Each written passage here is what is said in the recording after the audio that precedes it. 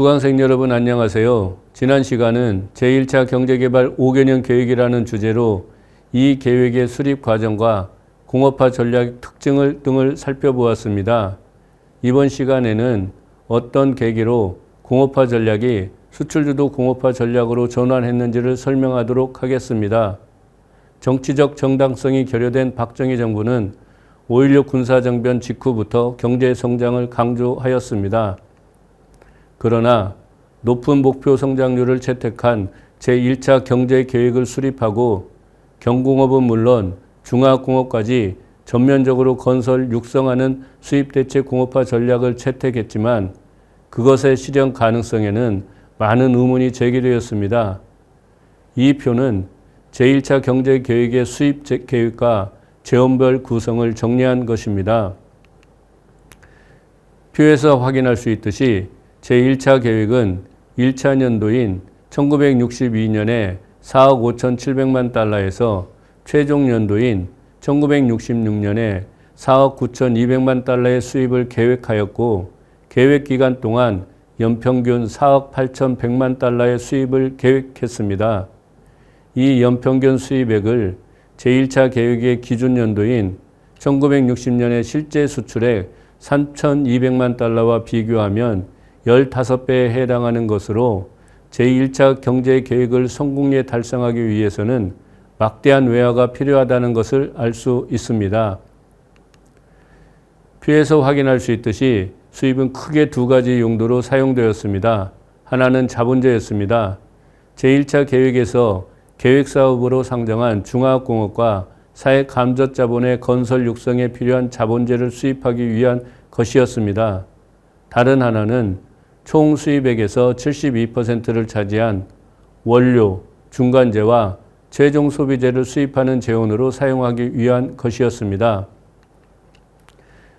표에서 확인할 수 있듯이 원료, 중간재와 최종 소비재 수입에 필요한 재원은 원조와 정부 보유 외환을 통해 조달하고자 계획하였습니다.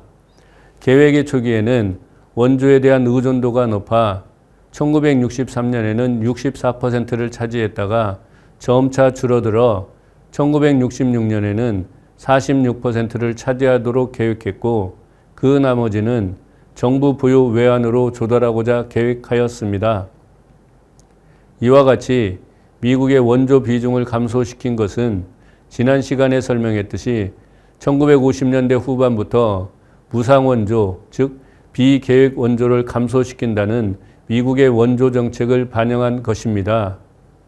이 표는 제1차 경제계획의 계획사업에 해당하는 산업을 건설 육성하는 데 필요한 투자 수요 외자액과 재원별 구성을 정리한 것입니다. 앞의 표에서 자본재로 표시했던 것으로 그것을 재원별로 상세히 정리한 것입니다.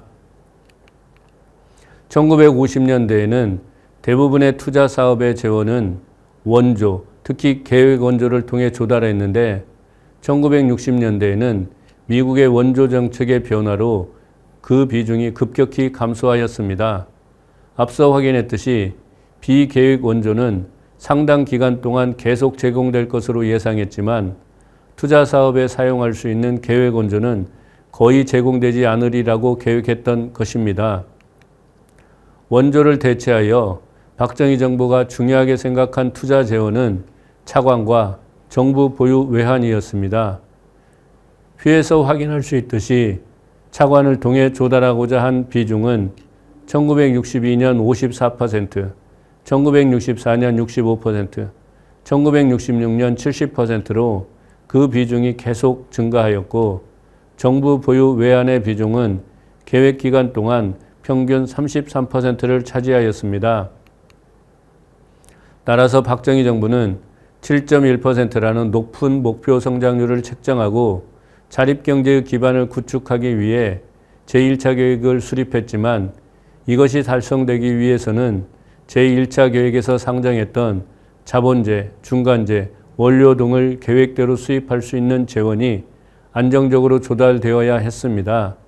그러나 수입 재원에 필요한 외화는 한국 정부 계획대로 조달되지 않았습니다. 우선 원료, 중간재, 소비재 등의 수입을 위해 책정했던 미국 원조는 예상보다 감소폭이 훨씬 커서 1964년에는 1억 5,600만 달러, 1966년에는 1억 4,600만 달러만 도입되었습니다. 또한 투자 재원의 62%를 차지한 차관도 계획대로 도입되지 않았습니다. 1962년에 차관 계획액은 5천만 달러였는데 실제 도입액은 600만 달러로 계획의 12%에 불과하였습니다. 이런 추세는 그 이후에도 계속 이어졌습니다. 1억 1,200만 달러를 도입하고자 했던 1964년에는 계획의 27%인 3천만 달러가 도입되는 데 그쳤습니다. 그렇지만 정부 부유 외환을 통해 이러한 부족분을 메울 수도 없었습니다. 지난 강의에서 설명했듯이 정부 부유 외환의 상당 부분은 유엔군 관계 외환 수입을 통해 조달되었는데 그 규모를 확대하는 것에는 한계가 있었습니다. 이와 같이 제1차 경제 계획을 추진하는 데 필요한 외화가 원활히 공급되지 않는 상황에서 계획은 원활하게 실행될 수 없었습니다. 박정희 정부는 가난으로부터 벗어나야 한다는 시대 정신을 수용하여 높은 목표 성장률의 경제 계획을 신속히 수립했지만 의욕만 앞서 그것을 달성할 수 있는 구체적인 수단들의 실현 가능성을 전혀 고려하지 않았습니다. 이런 상황에서 외국 정부의 도움이나 지원 없이 한국 정부가 자체적으로 외화를 획득할 수 있는 수단으로 수출이 강조되기 시작하였습니다. 제1차 경제계획의 기준연도인 1960년의 수출 실적은 3,300만 달러였는데 제1차 연도인 1962년의 수출 계획액은 기존 연도의 거의 2배에 해당하는 6,100만 달러였고 최종 연도인 1966년에는 1억 1,800만 달러로 계획 기간 동안 1.9배 성장할 것으로 계획하였습니다. 물론 미국의 원조 정책이 변화는 1950년대 후반부터 수출이 강조된 것은 사실입니다. 가령 상공부에서 1956년 말에 수립한 5개년 수출 계획안을 보면 제1차 년도인 1957년의 수출액은 3,800만 달러였고 최종 연도인 1961년의 수출액은 1억 200만 달러로 계획 기간 동안 무려 2.7배의 증가를 계획하였습니다. 1959년에 완성된 경제개발 3개년 계획에서도 수출은 매우 중시되었는데 제1차 년도인 1960년의 수출액은 3,800만 달러, 최종 연도인 1962년의 수출액은 6,400만 달러로 3개년 동안에 1.7배가 증가하도록 계획하였습니다. 그러나 박정희 정부 하에서 수립된 수출 계획은 그 이전의 수출 계획과 분명한 차이가 있었습니다. 무엇보다도 중요한 것은 수출품 구성의 변화였습니다. 경제개발 3개년 계획에 포함된 수출 계획의 주요 수출품은 농산물, 수산물, 광산물이 전체 수출액의 88%를 차지하였고 공산품은 12%에 불과하였습니다. 물론 박정희 정부도 제1차 계획을 수립할 당시에는 공산품의 수출 가능성을 낮게 평가하여 전체 수출액의 15%를 책정하였습니다. 그러나 박정희 정부는 이전 정부와 분명한 차이를 보였습니다. 우선 균형 성장론의 한계를 분명히 인식하였다는 점입니다. 즉 제1차 산업의 성장을 토대로 제조업에 대한 국내 시장을 확대하고 제1차 산업 제품의 수출을 통해 수입에 필요한 재원을 공급하겠다는 균형 성장론으로서는 자립적인 경제 체제를 확립하기 어렵다는 것을 깨닫기 시작하였습니다. 더욱이 제1차 산업 제품의 수출은 실제로는 원활하게 이루어지지 않아 국내 시장의 확대가 더디게 이루어지자 경제 재건에 성공한 일부 경공업 업종에서는 1950년대 후반부터 해외 시장을 적극적으로 모색하여 수출에서 성과를 거두기 시작하였습니다. 성장 지향적이었던 박정희 정부는 이런 현실을 반영하여 1962년 말부터 제1차 계획을 수정하여 보완 계획을 준비하였습니다. 2014년 2월에 발표된 보완 계획을 보면 공산품의 수출 비중은 1964년 46%, 1966년에는 54%로 수출의 절반 이상을 공산품으로 수출할 것을 계획하였습니다. 그러나 여기에서 더 중요한 것은 박정희 정부가 공산품 수출 증가가 제조업 성장을 이끌고 제조업 성장은 궁극적으로 경제 성장을 이끈다는 소위 말하는 수출주도 공업화 전략의 원리를 분명히 인식했다는 점입니다.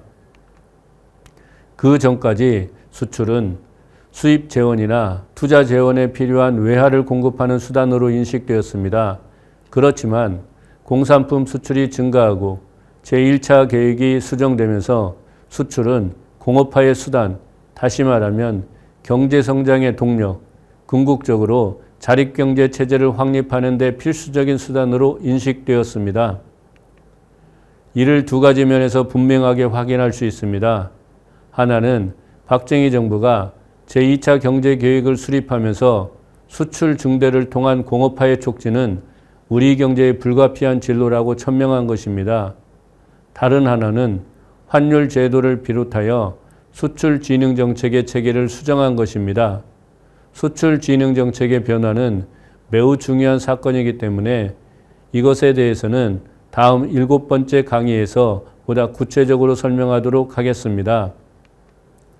이번 강의는 수출주도 공업화 전략으로의 전환이라는 주제로 한국전쟁 이후 공업화 전략이 어떻게 변화해 왔는지를 살펴보았습니다.